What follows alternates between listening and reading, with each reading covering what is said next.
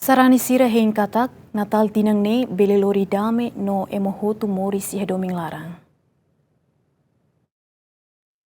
Durante a celebração Natal, tinan região Rua no Recém Lima, Sarani Católica Sira o entusiasmo participa missa e igreja Sira, no Sarani Sira mosi esperança ba Natal tinan hotu bele moris e Domin e laran, tulon malu no hode hamete ni espírito união no solidariedade. Asa sente asa hak solok, também te bele simu kosokuan mai mundo, nia mai lori paz dame, ba mundo vai tenarai Domin timor, no ba de esperança katak ba oi.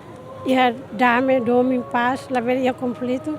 O kosokuan be mai ne, nia marca presença mai ita ne, lori solok no paz ba ita, ba oi ne at la vera ia conflito ka problema entre bairro ka jovem, ita cara cria paz no dame ia rai Domin timor leste.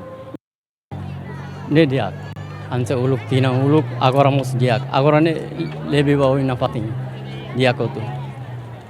Lori solok pas damai, ba ita utu, nasang o ita utu.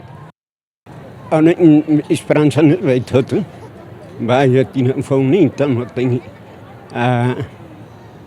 adia itania kosokuan mai tem moris tem diretnya tu cria paz estabilidade.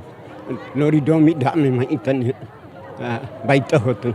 Diliu vai nasang timor leste e vai para Tamak. Antes nele husi mensagem Natal nian Arcebispo Metropolitana Dili, Dom Virgílio Cardeal do Carmo da Silva, SDB, convida Sarani hotu a Hare Jesus Cristo ne moris, sa exemplo ba Sarani sira hodi banati tuir, no mossa reflexão ba hotu a moris e Domin no simplicidade e mundo ne benacono ho arrogância. Dom Virgílio moça apela ba Sarani hotu a tau fiar na fatin maromak, ho esperança ne be iha, hodi hasauru tinan fone be kmanek ba timoroan hotu. Equipa cobertura Ziamen.